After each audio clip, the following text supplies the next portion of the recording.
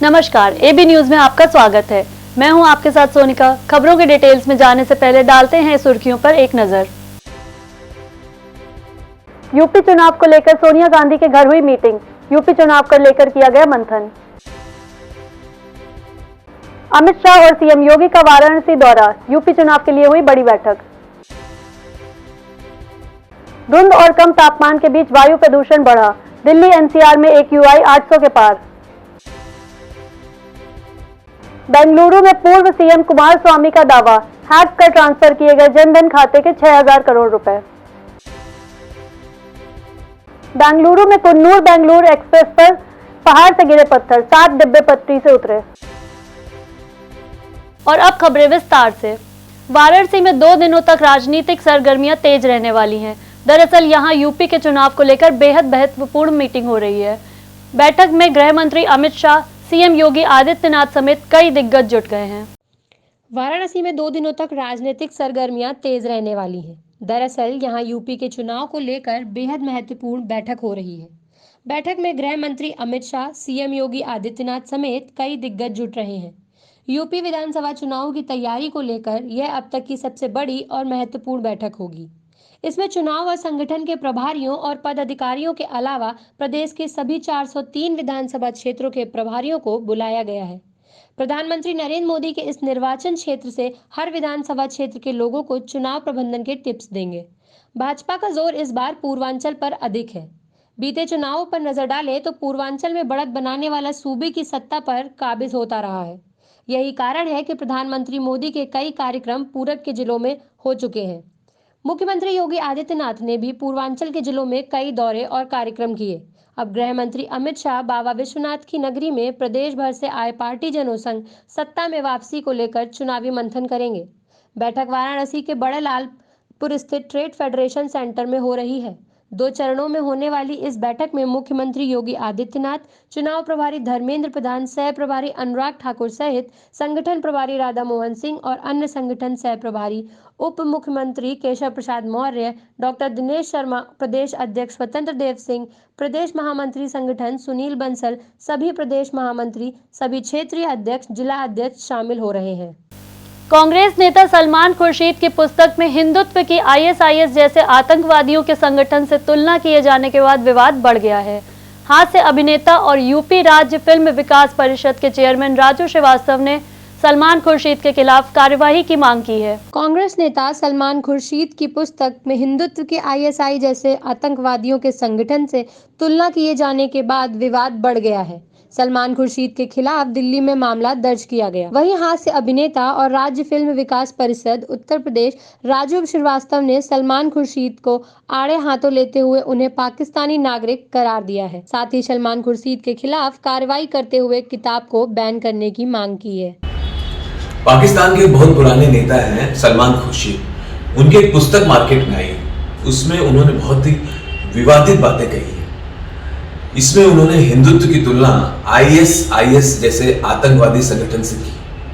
तो जनता में बहुत गुस्सा है, बहुत रोष है। मैं सरकार से मांग करता हूं कि इन पे कार्रवाई करें और इस पुस्तक को तुरंत बैन करें।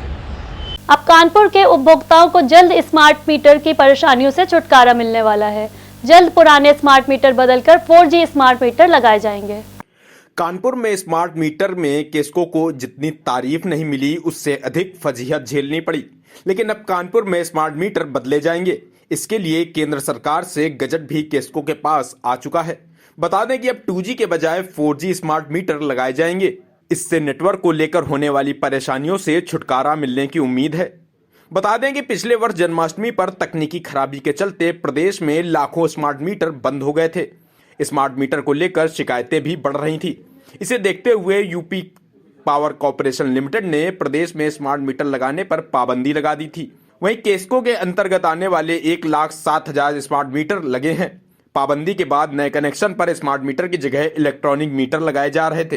अब यूपी PCL ने रोक हटाते हुए स्मार्ट मीटर लगाने की अनुमति दे दी है।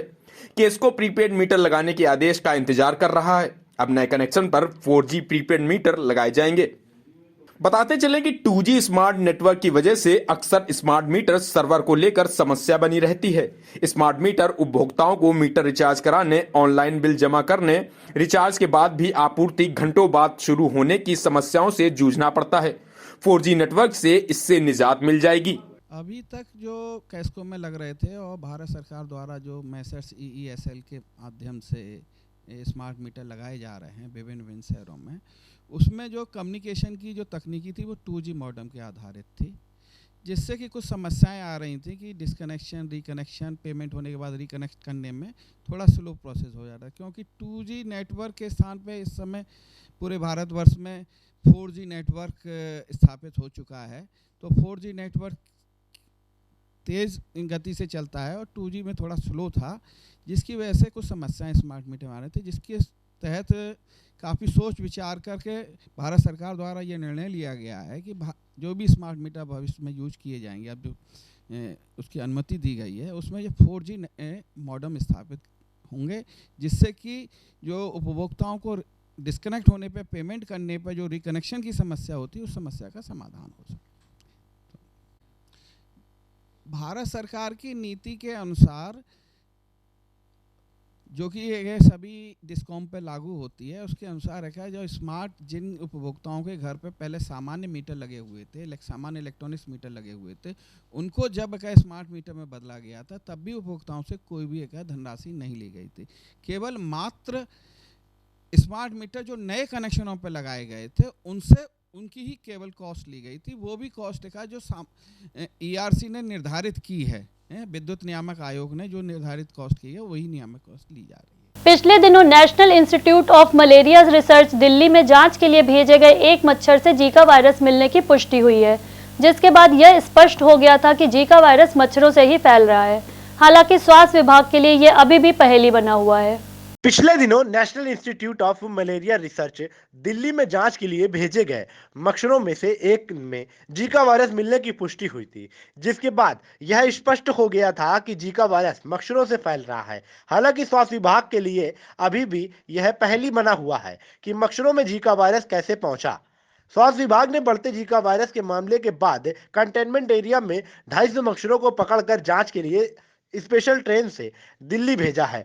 बता दें कि अब कानपुर में जीका वायरस की जांच होगी। दरअसल स्वास्थ्य विभाग ने शहर में बढ़ते जीका वायरस के मामलों के बाद जांच किट मंगवा ली है। इससे पहले जांच के लिए सैंपल पुणे और लखनऊ भेजे जा रहे थे, जिसमें रिपोर्ट आने में देरी हो रही थी। स्वास्थ्य विभाग द्वारा कंटेनमेंट ट्रेसिंग के साथ ही फॉगिंग जैसे उपाय किए जा रहे हैं, जिससे मच्छरों का प्रकोप कम किया जा सके। जीका वायरस में अब तक कुल 89 केस पॉजिटिव आए हैं, जिनमें से 55 मेल और 34 फीमेल हैं। 20 मच्छर जो जांच के लिए गए थे दिल्ली से, उसमें क्या 20 नहीं, कुल 116 मच्छर गए थे जांच के लिए, जिनमें से एक में पॉजिटिव आया है। सर 24 घंटे में एक भी केस नहीं आया है, जिसके चलते कुछ मच्छरों के सैंपलिंग के लिए दिल्ली भेजा भी जा रहा है। किस ट्रेन से भेजा है, किसके माध्यम से भेजा है? तो वो NCD की दिल्ली की टीम आई हुई है, वो अपने खुद ही कलेक्ट करके खुद ही उन मच्छरों को ले जाएंगे वहाँ पे। वो 500 या 600 मच्छरों का उनका शायद लक्ष्य है, वो बना के जाएंगे। अभी वो टीम फील्ड में ही गई हुई है, लेकर जाएंगी, तभी वो अपने उसमें लैब में वहाँ अपने आप से जांच कराएंगे। 300 घरों में निरीक्षण आपका सर्वे करा रहे स्वास्थ्य विभाग, उस पर क्या अभी तक कितने घर हो चुके हैं, कितने अभी बाकी हैं? नहीं, 300 घरों में नहीं हो, 3 किलोमीटर तक के समस्त घरों में कराना है, जहाँ भी केस निकलता है उसके उसमें।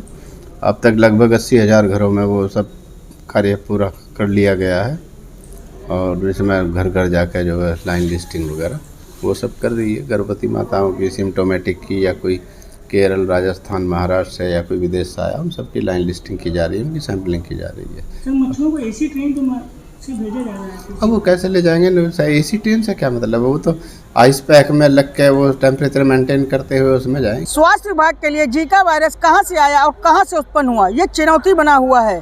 पिछले दिनों दिल्ली से आई टीम ने 116 मच्छरों को सैंपलिंग के लिए दिल्ली भेजा था, जिसमें कि एक मच्छर को जीका वायरस के सिम्टम्स पाए गए थे।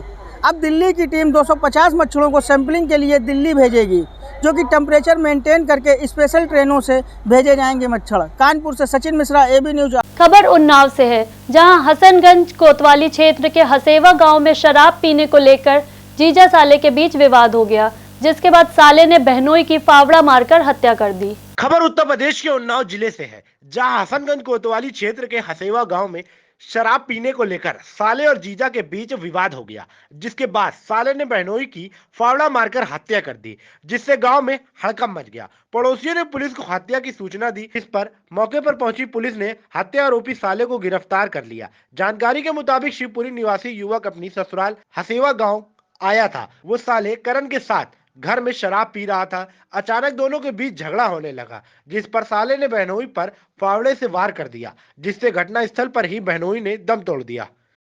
महेंद्र गौतम पुत्र स्वर्गीय हरभजन गौतम निवासी शिवपुरी थाना हसनगंज उन्नाव अपनी ससुराल हसेवा में आया था। आज शाम करीब 7:45 बजे को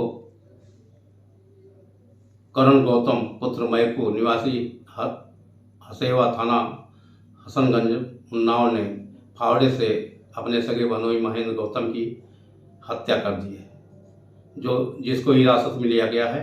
विधिक कार्रवाई की जा रही है। फिलहाल इस न्यूज बुलेटिन में इतना ही। मुझे दीजिए इजाजत। आप देखते रहिए AB न्यूज। नमस्कार।